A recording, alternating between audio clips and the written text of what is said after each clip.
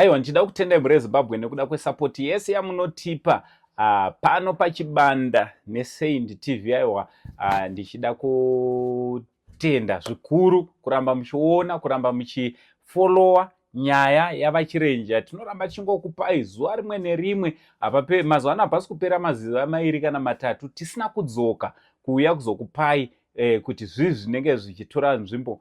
Nechikonzero chei? Nekuda kwekuti pane madevelopments akawanda ari kuitika maringe nenyaya yavachirenje. Vamwe vangada kuziva kuti ko vachirenje vachona ndevapi, zvizvi zvakaitika. Maybe watanga kuona video rino iri. Tine mavideos akawanda ipo panapa. Chaunogona kungoita ukangotaipa chete kuti chirenje, mavideos ese anotanga kuuya. Asi chekutanga, kana uri kutionawo paYouTube channel, subscribe. Inzwai, vazhinji vanogara vachibvunza kuti sei kusubscribe kuita sei. Aiwa, ukasubscribe chekutanga it's for free. Udyirwe data, hapana mari yako inotorwa kuaccount kwako. Handiti zvakare zvakanakira kusubscribe ndepekuti panouya nyaya saizvozvi, patinokanda mavideos saizvozvi, mavideos acho anobva asvikawo kwauri, unobva watanga kumaona zvichidaro. Ndichitoti makadii muri Zimbabwe, kuri sei kwese kwamuri. Zita rangu semazuva ese ndinonzi Uncle Saint, chanzvadzi chamai venyu, chigotwe kumba kwana mama. Zvakare ndagara navachirenje, Mr. Barnabas Chirenje, vanogara kuno kuWesley, kwatavazovaona tichida kuti tinge tiri tinonzwawo rutivi rwavo zvakare rwenyaya maringe nenyaya yekugara kwavari kuita panapa. Iri igedhi rekutopinda mumba mavachirenje. Panapa takatogara panze pepamba pavanogara. So pamazuva 2-3 adarika takambokurukura naBishop. Saka toda kunzwa kuti vakaonawo here zvakataurwa naBishop, uye toda kunzwawo kuti vari kurespondawo vachiti chi maringe nezvakataurwa naBishop T.O. Chipunza. Baba Chirenje, Baba makasimba here baba? Chisekuru chenyika. Chokwadi. Ndakachengetwa naShe. Mungu ndakasimba ndiri njanji. Yakadii muri? Muri inotamba. Iri kure zvayo kumamisha kwatakaichengetesa. Asi tinongonzwawo manhare dzimwe nenguva kuti variko, mafuru ariko, asi vapenyu. Aiwa, tinotenda. Baba Chirenje, tatine kukasika tibve tapinda munyaya yedu yatauya nayo nhasi. Aminoti makaonawo here video ratakaita riri pachibanda media ratakaita naBishop T.O. Chipunza? Hongu, ndakariona. Asi harina chandakadzidza kubva pariri kana chandakatambira kubva pariri. Alright. Nhoroondo ndakainzwa. Chandakabatisa ndichokungoti chete muyeranyati. Zvimwe zvese zvavaitaura hapana chainyatsobatika kuti vari kubva kupi, vari kuenda kupi. Alright, regai tiite tichizvinonga chimwe nechimwe tichinzwa. Vazhinji vakandibvunza kuti Uncle Saint, ndoona kucomment section vanhu vaibvunza kuti interview here, interview. Zvinoita ndezvekuti pabasa redu apa, kana tichinge tichibvunza vanhu kana kuti tichiita nyaya, tinenge tichida kuti tinge tiri tinorega pekutanga. Remember kuti hatina kumbobvira takagara pasi navachipunza. Saka pekutanga mwoyo mavo makanga makazara. Vaiva nemhinduro yezvakaitika nekuda kuti vachirenje vaivaona nguva nenguva tichiita nawo mavideos. Saka takavapa mukana wekuti vadurure zviri pamwoyo pavo. Zvandinotenda kuti makazviona zvese zvavakadurura pamwoyo pavo. Chekutanga toda kuti titaure pamusoro peimba inoyi. Imba inoyi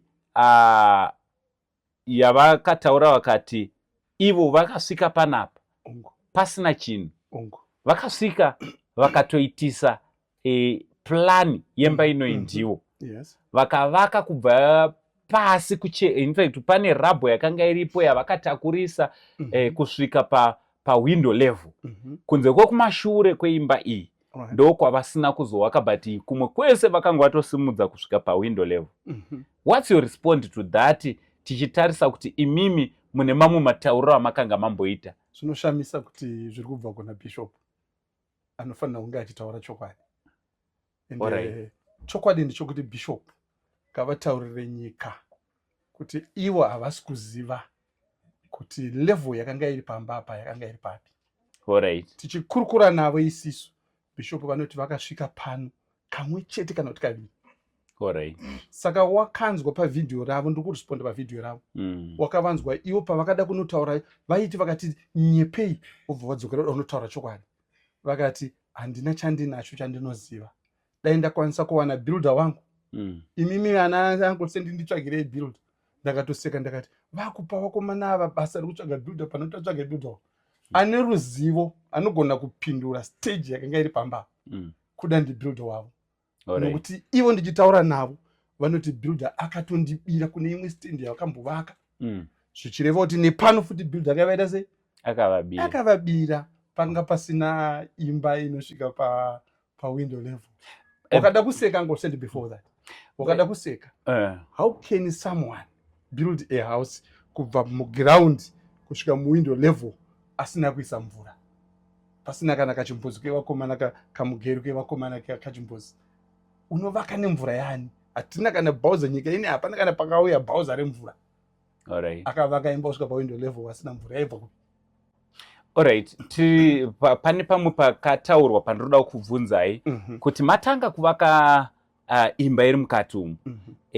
Vanoti mushure mekunge vanzwa kuti zvoni pana anonzi chirenje akuvaka imba yenyu, ivo havana kuuya. According to him, it's on record. Yes. Vana vekuchechi kwavo ndivo vakauya vakakukonfronta imimi kuti imba iyi yauri kuvaka ndi imba yaBishop Chipunza. Mungakonfirmewo here kuti zveshuwa muri pakuvaka pane vanhu vakabva kuchechi kwaBishop, vana vesangano vakauya vakakukonfrontai kuti mirai kuvaka muri pakati pekuvaka? Ndinorombo kupindura, ndinoita kunge ndinopindura zvinorwisa Bishop, asi handisi kumurwisa, ndoda kuti adzidze kutaura chokwadi. Kana mwana wesangano Terera Poshi anoti paakaona ndichivaka imba iye Bishop akandiona nemudzimai wake waanodainza achiti Manyara, asisi Manyara, vachipfuura vachindiona ndichivaka, okutaura mune rimwe pepa rinonzi H Metro kuti zvo pandakaona murume achivaka ndakafunga kuti mwana wesangano ari kuvaka kuti azondisurprise. Anozotuma sei zvakare mumwe mwana wesangano kuzonoti enda unomisa mwana wemumwe werimwe wesangano futi ari kumuvakira? Ngavaumbiridze pfungwa dzavo vataure zvakanaka, vakanyepa ipapo. Kurota hapana akambouya akakumisai kana Poshi kana anoshura kana akakutsuurai? Aiwa, kana mumwe chete, kana ivo vanotaura kuti vaitopfuura nekarodhaka. Nenerawo chinzwa vachitizvo chirenje wakauraya mukadzi wangu. Vanotizvo ive mukadzi paona pane structure pane imba ndopaakarohwa neBP kuti pastendi pangu pari kuvakwa mukadzi wazvinzwa. Asi vachitouya vachitoona ndichivaka havanokwanisa kuti mirai. Saka hapana akauya ndakavaka kwenguva yakati rebei, kwete isina kurebesa zvakanyanya, because ndakaitaura gore and some months ndichivaka during the day not the night. Ndichigara pano most of the time, although ndiri truck driver ndichienda kuDRC ndichienda kuMozambique, asi pandinenge ndiri muno muZimbabwe I was here. My builders angu anga ari pano. My uncle was here supervising the work and my brother. Hapana kana one akasvika pano achitaura izvozvo. Bishop ngavangobuda vachena vataura chokwadi. Alright, aiwa, tiri kuita izvi because Bishop vane zvavakataura zvinoratidza kuti zvinopikisana nezvamakambotaura futi kumashure. Tiri papo zvakare tichifamba I'm sure makateerera conversation yatakaita nawo. Handina kunyatsoiteerera because you know wakavhura chinhu wakachitarisa wakaona chisina huremu, you don't. Tinozongoenda kumacomments zvokuti dai vari vamwe ngavangomhanya kupi kucomment section ndokunovataurira kuti zvese zvavakataura it was nothing except kuzviti munyati. Plan yemba iyi ndimi munayo? Ndinayo, yes. It's not even in his name.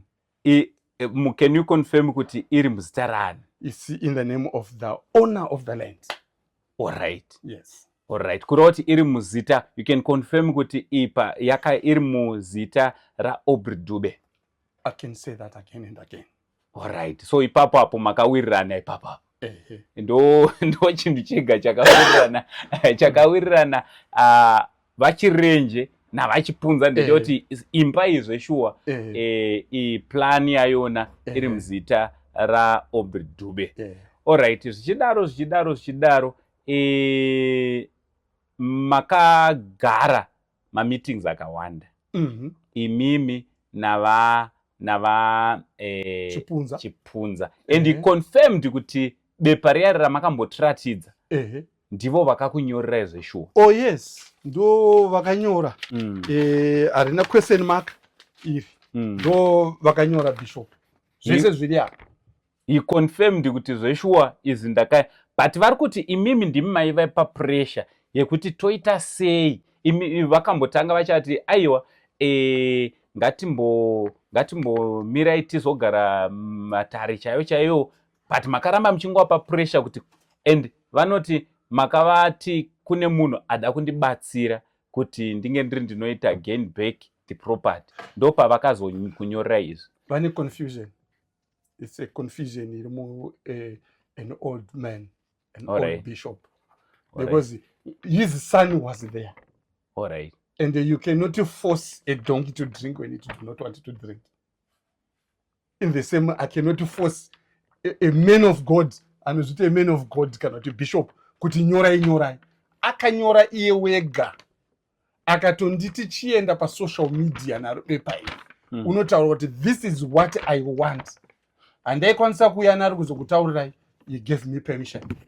According to this paper, yes. Munogona uriverenga yenyu kuti vari kuda zvipi nezvipi. Ndinoramba ndichikutaurirai angosenti sekuru venyika kuti ndinonyara kuzvitaura kuti zviri kubva kumutungamiriri wekereke of which dai wish yangu ndekuti dai vanotungamirira vacho vachitaura chokwadi naye vaigona kuvatsura. Panapa vakati vanoda 100,000 USD yavakati ivo deformation of character. Alright. Ndio number 1. Number 2, vakati vanoda a 13 roomed house yakavakwa kusvika pa window level inoti ndinofanira kutsvaga ground 1 ndovaka kusvika pa window level ndovapa.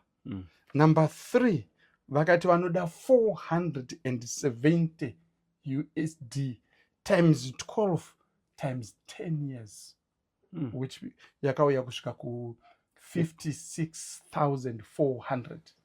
Ukazozvinyatsozviverenga ukazvigarira pasi kuti kutenga land wovaka imba kusvika muwindow level wovapa 100,000 wovapa 56,000 hazvimeche nezviri pamba iyi.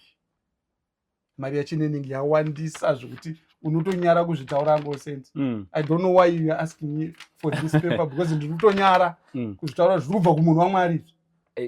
Why ndiri kuriwinza inyaya yekuti he even confirmed kuti zveshuwa these were the demands yandakanyora pasi kuti tinge tiri tinovhurira chirenje. But at the same time ndichida kudzoka simba ravo rinobva kupi according to zvamakaonawo pamavidheos atakaita. Simba ravo mungavati rinobvepi rekuti ivo ndo vanokwanisa kukuvhurirai kana muchinge mavaitira izvo. Uye munofunga here kuti kana mukavapa alright toti zvawanikwa 56,400 plus 100,000 plus stand ine 13 roomed house iri pa window level mukanzi mazviwana munovapa, munofunga here kuti vanokuvhurirai apa?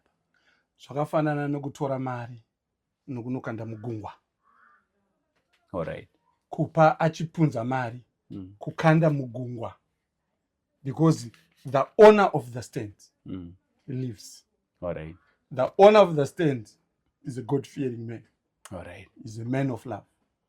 Saka achipunza avana chavanofanira kuwana apa. Alright. Kunyora chete kwavakaita kwemunhu arikuda kuita uchenjeri wokuba kuba Alright. kuba paunovanzwa vachitaura izvi vanenge vachitoedza kuba zvakafanana nezvavari kutaura kuti plan ikokuye kuda kuedza kuba dai vakanga vari ndivo vakavaka imbai vangadai vakandotochinja ownership kucancel nokuti cancel noti ukaisa slab wakutochinja isusu takavaka because takavaka in a short period of time and I was in DRC ndichibva kuDRC ndichisvika ndichida kunochinja kucancel because handine zvakakwana zvoti ndichinje kucancel unfortunately ivo negweta ravo because uchenjeri hwavari kuramba vachidzokorodza kutaura avo vakabva vanochisa vabva vanoisa chiaffidavit chakarambwa necancel chakarambwa necourt because it's not proper before the court chiaffidavit chokunyepa chavakanyora imagine kuti vakadoneterwa land kana iri donation yakaitwa it was in 1998 asi vakabva vazoita chidonation chiaffidavit chavo chavakazonyora muna 2008 vakabva vazochienda kunochiisa kucancel muna 2013 tapedza kuvaka vakamirira tipedze kuvaka ndipo vakazonesa chipepa chavo saka vachipunza all this he is doing he is making a laughing stock of himself nyika iri kuvaseka ngavasiyane nezvinhu zvakafa izvi kana vachienda kubhaibheri ngavaconcentrate nebhaibheri toita setinotuka asati mutuki tiri kuti izvo ngadzidze chinhu chimwe chete kutaura chokwadi pamunomunzwa chiti chirenje ataure chokwadi wakatarisa mavhidhiyo wakatanga kunditora sekuru venyika kana kuti andakatorwa nanaBilliard my statement is the same kubva 2013 to present handichinji but wakatarisa ivo kutaura kwavo he changes like a chameleon he says this thing today tomorrow he says the other thing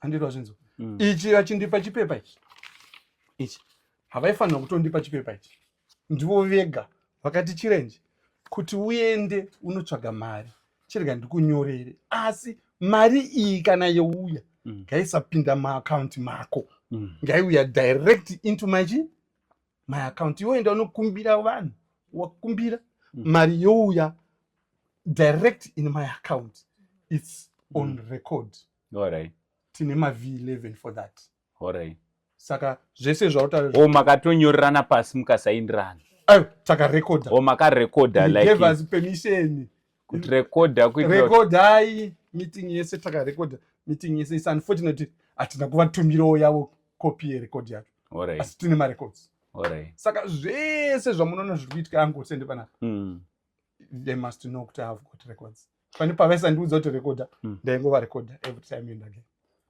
yes alright tichidzokera kune zvawakataura yes what's your respond vari kuti pane pavakataura vakati pane stake yachirenje apa pane stake yachipunza pane stake yaDube and everyone must get their stake property inoyi. Can I ask you a question? Yes sir. Pane stake yevanhu vatatu. Yes. He is looking for 350,000 here. All right. That's his stake. Say I want 100,000. 450. And the other partner. And the other partner out 100,000 to make it 500,000. Half a million per property. Is it even worth that? Saga, you cannot talk about stakes of him having a stake, that one having a stake and having a stake. There's one person and a stake, the owner of the land. All right. Zichidaro. Vachirenje. Baba wangu. According to zvamakaona, kana kurunzi dai maizenge mapedza kuona video reya kana mariona kwekupedzisira. Do you think by any chance Mr. Chipunza, I don't know kuti influence yawo yakakura sei to the owner of this place. Do you think that by any chance he is a man who is going to advise if that is kana vane influence to the owner, the legal owner of this land, Do you think kuti vanokwanisa kuvatendera kuti vakuvhurire gedhi? Because of his greediness, he cannot do that. Alright. He's very, very greedy. But God being God, wavanoshumira, asi I don't know kuti is he the same God wamunoshumira nanoshumirwa nana Bishop Nyamakanga. Alright. Yeah. Dai vachishumira anoshumirwa nana Nyamakanga. Vaigona kudzoka kumashure vofunga. But for now, according to the video, andifunge kuti vane chavanokwanisa kundipa. Alright. But I told you Sekuru, ndakati apa iwewe Uncle Sense na Oliver Taruvinga Chipunza makafanana. Alright. Saka I want to repeat it again. Kuti imimi apa makafanana na Chipunza. Andikwanise kuuya kuzoklema. Andina chandokwanisa kuklema apa. Kana kundivhurira. Amuna. That's why uchiona kuti taita more than 7 meetings. Zichinzi final meeting, pasina chinobuda, because you do not have the power. I'll tell you the man with the power. Let's go. At the end of this recording, I'll tell you the man with the power. According to him, yes. Ivo vanotaurawo kuti havanawo simba rekuvhurira apa. At least kana vakadaro, he admitted. One point yandanzwa kuti vataura chokwadi. He admitted kuti aiwa inini nenyaya yekuti nyaya iri mumakotsi ende ivo havana kuenda kukoti panyaya yemba iyi. Ivo havana zita riripo panyaya yemba iyi. Saka vakataura kuti nyango zvese zvichinge zvaitika, munhu ane influence, munhu anokwanisa kukuvhurira gedhi iwo ani muridzi weland iyi. Saka what's your response mukuziva kuti mameeting ese amakaita you were doing meetings with the wrong person? We were doing the meetings with the wrong person. But let me tell you, he is the man, the big man behind the scenes. Alright. Okay? The influence yanga achisa kumurume muridzi weland. Ndio yanga achinzizvo Chipunza. Nokuti lawyer rake Obey Shava. Pa court sessions esatatanga kubva 2013 to present, 2015 to present. Chipunza has been paying, forking the expense yakubhadhara kuna lawyer. Alright. Shava. Alright. And Chipunza, because of other things, last week he had a recording and just note dakuisa kunani. Asi he sent it to my sister. Alright. Yaitoti Shamari ndakutotsvaga kureza another $1,000 next week musi 27 chirenje akatisungisa tukuenda kucourt. Alright. So izvozvi as we speak, he is paying $1,000 to Obey Shava kuti Obey Shava aende kucourt. Alright. Saka apa vakasungiswa kusungiswa ndekwei? Koti ndeyekuti koti inoda kudecida kuti nhau iyi haina kufamba zvakanaka, katidzosere futi pai. Alright. Yeah, saka is hearing actually is on muswa 27 October. Alright. Saka he is paying. Chiri kumurwadza Chipunza. Ndicho kuti he has been paying lawyer. Alright. And nothing is coming back to him. Hana chi apa. Saka iye ari kutochemerawo kuti mari yandaka maihuya kutobata musoro kuchema kuti mari yandakabhadhara Gweta kubva 2015 to present. And Gweta wacheneoka is an expensive man. He's an actor. Saka he has lost a lot of money to Gweta. He has lost, a lot of respect. Yatinogara tichitaura kuti izvo inini era iri pavatungamiriri vemuchechi sekureva kwakaitwa naBishop Nyamakanga. Vatungamiriri vechechi vanga vachifanira kugara pasi nemukuru wavo kuti baba apa pano magetsi vanopisa, apa panopisa, nokuti apa there's nothing for him. Alright. Otherwise anoti ndakapiwa 10,000 na Henry Mandishona yandakatengesawo zvidhina. Ko zvidhina kana achida zvidhina zvake tinongomudzosera. We are comfortable kumudzosera zvidhina zvake. Obuda. Paiva nezvidhina. Like I have always said kuti panga pane income list now. Yaari kuconfirma kuti kune kwanga kusina kuvakwa kweso yakanga isina kuvakwa pakavakwa pakaiswa chikebhini yanga iri syllab incomplete syllab changa chiri chipisi. Alright. Noti kwavari kutaura kuti aiwa pavakazoti window level takange tamumeeting yataita vakoma vake nevaning'ina vake varimo achitaura kuti window level wakateerera vhidhiyo iyoyo unondoona ndichipindura ndichiti sezvataurwa nabishop. I didn't want to argue with him because vakanga vandipromisa kuti after this meeting we are going to open the doors for you. Alright. Saka iye is capitalizing on that, which is wrong. But unfortunately iyewo futi ari kudzokera kumashure achitizvo munhu ane ruzivo is my builder. Alright. And his second time achiakizwa futi builder wache noti I suspect him kuti ndiye munhu akakubira akakutengesera. Alright. Saka there is a long story here. Alright. Saka confusion iri muna bishop. Tiri papo baba I don't know. I don't know. Just the same prophet Henry Manshona. The same man who came and said ndakanzwa Mwari panyaya iyi.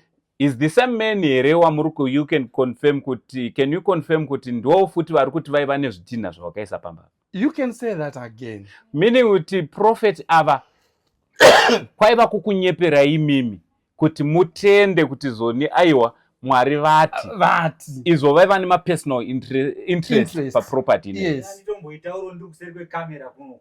Prophet wayo wakati nyaya iyi havatombozivi nezvayo. Vakanzwa Mwari. Ndanga ndichida kutotaura ipapo. Ndo pandaida zvakanaka ikoko taivetezi that day muri kumamaiki ikoko. Saka listen about the prophet. Achitaura anoti akapa bishop 10,000 ndimandishona. Alright. Chipunza achitaura anoti ndakapiwa nemwana wangu wesangano Henry Mandishona 10,000. By the way, Henry akanga ari mwana wechechi yachipunza. Musadaro. I tell you this. Saka kuacta kwese kuri kuitwa naMandishona. Kuacta vari kuda, they are trying to raise money to finish building their church pano pakambozuma pagoma.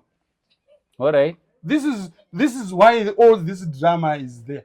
Mandishona na baba wake varuda kuvaka church. Samandishona Yo Mandishona akavaka chikoro nemari Christmas. Alright. So akatotaura baba akati we can come at this man. Alright. Saka ichi round aida first kuti ndiclear zita rachipunza baba wake. Alright. Ndaclear zita rachipunza ndo ndachajwa heavy money.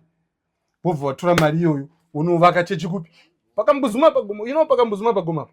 That building yatora nguva refu ichingonzi yakaiswa 10 zvidhina yombomira. So 10 zvidhina yombomira. That's his church. Yaanogara achitaura pazvivhitivhiti kuti ndiri kuvaka a pension church in I can't remember how many seater. He has always said it. Alright. Because they want to steal from me and go and build that church.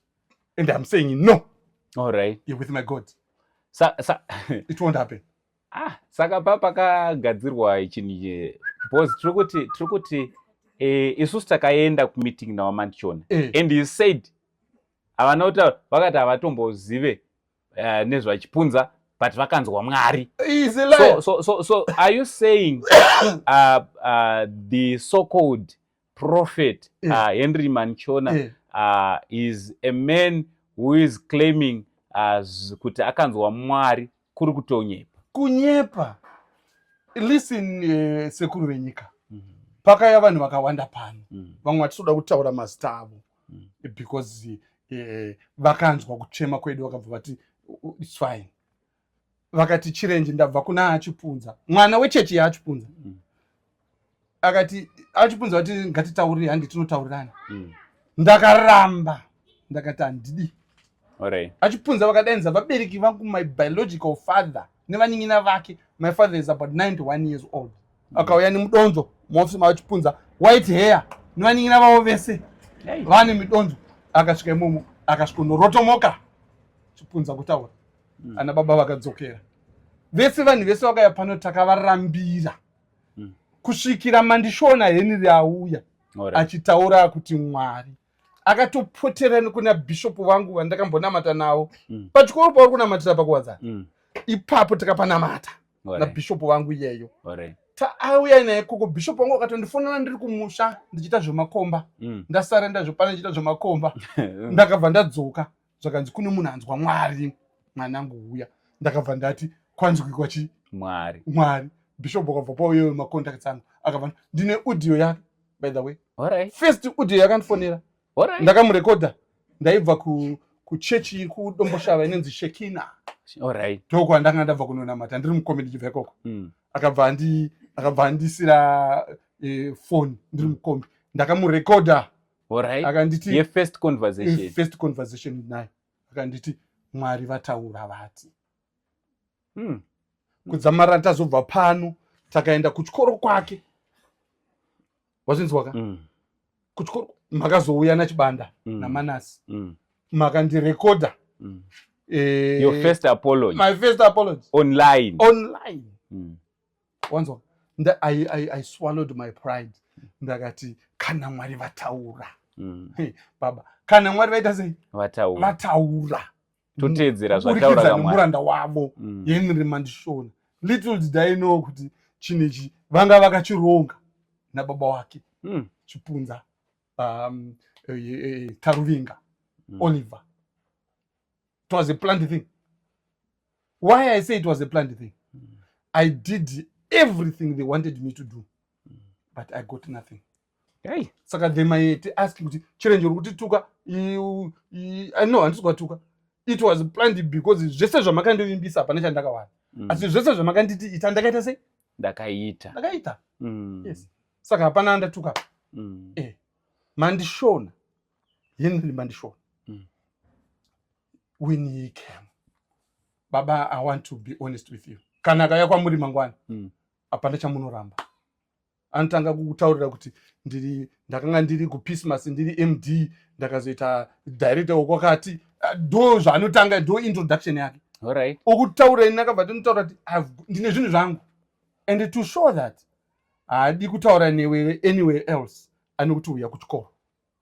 Kuchisipiti paWonders School. Takatoenda ikoko. Musi wandaenda ikoko kwakatikawo zvinhanhatu. Ndichipinda muofisi make, if he remembers well, kwakabva kwauya a parent ine mwana achida kunyoresa. Akabva nditaura akanditi vachirenje zvenyu zvaita. Ndani nguva refu ndisina kunyoresa mumwe mwana arikuda kupinda chikoro. Pano kuuya kwamaita mabva mauya neblessing. Mwana akunyorwa. Mukabva mabelieve. Ndakabva ndabelieve.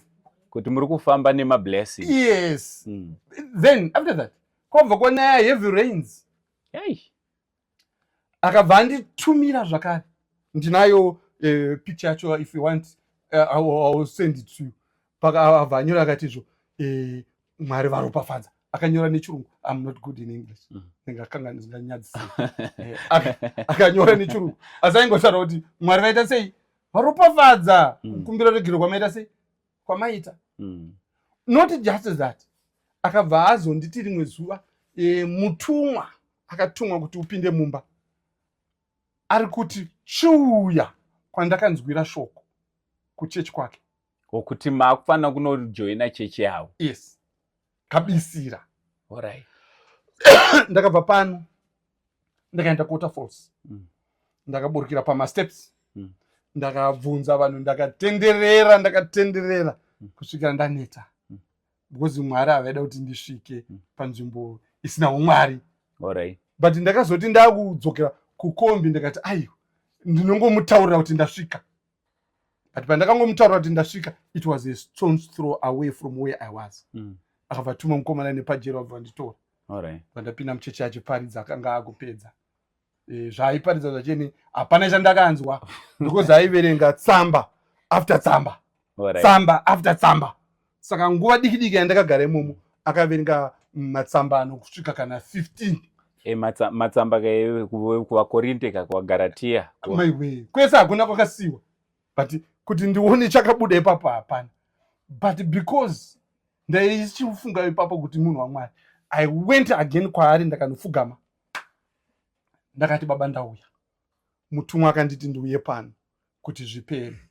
akabva andibvunza iye pache zvake Henry akanditi uri kudei ndakati ndinoda kuti kupera kwesvondo rino ndipinde mumba mangu makuprofitwa mai mamira pamberi svondo kupera kwesvondo rino ndoda kupinda mumba mangu ndoda kutora vana vangu ndigare navo ndoda kutora mai vangu vasiri kunzwa zvakanaka aidherina vauye ndigare nani navo akanditi zvakanaka but uchizomufonera after that kuti baba taapapi anotizvo I am managing the pregnancy inhumbu iyi inotoda kutomanejwa chipunza ane zvake iwo nezvako saka ndiri kuimaneja it takes long I tell you kuti muna February this year ndichitanga kuenda kuchikoro kwake vakanditi 2 days unopinda mumba saka iverenga February to present. Isusu patakaita video nemi rakanzi richingobuda chete rinongodiwa video tiri trende mova mapinda mumba tine takapiwa chibanda takapiwa chipa after ta release takanzi after ma week but 2 weeks eroro less right 2 ndio rakanga rifigura vo 2 weeks and then chipunza chamuwana ari mumba make chirenje ochirenje muchamona mumba make ochipunza angofananawo nena aiwa even when I go back God says I will go back. Alright. He is not invited. Alright. Avanouya kuongwesawo maprayer. No. I don't want Satanism at my house. Alright. Yeah, I don't want. I don't want to see them. Right. Tichizwa kuti zvoni pawaifambira nyaya dzenyidzi vakakupromisai kuti hanzi vachakupai monthly grocery chichi vachakucheka. Oh yes. Va Henry Mandishona vakandidaro kuti mukavhurirwa aiwa before now vakati first ngatiti first 6 months tichigadzira nyaya idzi totsvaga pokurentera chirenje paanogara zvakanaka nemhuri yake achizobva ipapo achipinda ndakati no mari inini pandigere nemhuri yangu uya comfortable mari yachene kana muinayo munotipa 27 nakupi kuchikoro akabva ati on top of that ndichakupa monthly groceries kuti uwane chekudya every month. Alright. Panapa chaakaunza panapa na sister vangu akandipa 2 kg flour, 2 kg rice, 2 kg sugar ne I can't remember the other thing. Wanzwaka 2 kg flour, 2 kg rice, 2 kg sugar. Anenge masamba the other thing. Quick brew. Alright. That was that. So zvaakataura zvekutaura naManasi kuti akatacha tipa magrocery ndo zvaakatipa icho kwadi makapiwa izvozvo kamwe chete. A man of God. Right. Tichipedza Right. Yes. Tichipedza imimi matarisa zvese zvakataurwa maona kuti hapana kuri kuendwa nachipunza. Mashoko enyu ekupedzisira kuna chipunza TO ndeyekuti kudii? Wandipa chitsvambe chakanaka. Ekupedzisira pavidhio rino iri. Manasi, toti mashoko awo ekupedzisira pavidhio rino iri chete. Adi. It's not over, it's over. Vachipunza. Number 1. Sisi wangu uye rudo uye ari kuuya paTV naManasi nasekuru venyika. Alright. Azotaura zvamaida kwaari. Number 1. Alright. Henry Mandishona. Mirai tinochokewa senyika. Tinochokewa senyika. Adi tinochokewa senyika. Vane kukurukura hurukuro dzavakazomboita nehanzvadzi yenyu yavaitaura ivo vakatokonfirma kuti pavidhio kuti mune pamaiuya nehanzvadzi yenyu kuofisi. Aiwaka. Zvese so vanotozivana nasisi venyu. Vanotomuziva hanzvadzi yangu ende ndiye munhu avanoda paforefront ende panotori neshoko rinotyisa kutaura mufundisi. Hey. Kuti takaritaura rinoparadza kereke. Saka ndati achazouya wega ogara apa otaura zvaidiwa na chinangwa chavo. Pane zvimwe zvekuti ndidzokere pai. Vane zvimwe zvese takaita zvokudzokera mumba. Panga pasara pananapa. Pane hanzvadzi yenyu. Ndanyarara. Usandibvunze futi. Then chimwe chechipiri. Angles. Hanzvadzi yenyu ichauya. You can confirm kuti tichazoita video pano ichitaura nekutipa proof yezvakanga zvichitsvagwa nekudiwa. Kana muchida maaudio tinokupai. Zvaidiwa navachipunza namandishona kubva kuhanzvadzi pavaitaura pese. Zii kana iri mari makaregera kungotsvaga mari mopa sisi wenyu wapa mari wakomana. Uncle Saint, it's a subject for another day. Mandibvunza kuti unoda kuti kudi chokupedzisira ndichokuti vachipunza kana kuti chipunza Olive. Enda wakaona vanhu vaita mavidhio sezvatiri kuita izvi, dzokera kucomment section. Unoverenga comment section. Comment section inokuudza zvokuita sei? Zvokuita. Wakashwa. Ava vanhu ndodare repanapa. Ndodare racho. Avapengi vanhu. Ukavati vanhu vanopenga iwe ndiwe usingapenge uri 1. Unorasika. Unoraya chechi. Nokuti pauchaenda kunomira papiripiti. Mumwe munhu arimo ari kutorwadzirwa inini chirenje ndiri mushaki mangu. Anoti baba havadai vagara pasi. Kana wakaparidza zvinengei zvinoburutsa Jesu mudenga, anodzokera kumbari empty handed. Endewo zvakare vatungamiriri vemuchechi vanogadzikwa kunzi ndimi vatungamiriri, garai pasi nomutungamiriri asarasike. Garai pasi nomutungamiriri asareze asarasike. Nokuti kurasika kwake kurasisa wai. Zvakafanana naye papapa ari kuda kureza muchechi $1,000 yokunobhadhara lawyer. Enditika kuti lawyer anodefenda kukoti musi wa27. Mari iyoyo ndiye matithe. Mari iyoyo ndiye free will offering. Muchechi mune mumwe munhu ari kurara nenzara. Achiti basa raMwari rifambe. Imimi mari yomushandisa kunorwisa chirenje asina mhosva. Dai kunzi is the owner of the land ari kubhadhara gweta taiti. Wazinzwa? If you want the audio ndinokupa. Akatumira achifunga kuti ari kutumira. Ane maaudio anenge matatu akaita mistake kutumira my sister. Achifunga kuti ari kutumira munhu waida kutumira. Imwe yachene ndiye kuti aitotizvo vakomana Mwari vatigonera. Ngatimhanyisei tironge chinhu chedu ichi chifambe. Chirenje ari kufa. But today I am here with Uncle Saint. Audio ndinayo mfuni. Saka ngavaumbiridze ndangariro kumasowe tinoti dai maumbiridza ndangariro dzenyu baba. Kristu aibarwa mamuri zvine tsitsi. Alright. Saka I think Uncle Saint ndakutaura. Ngavaende kucomment chi?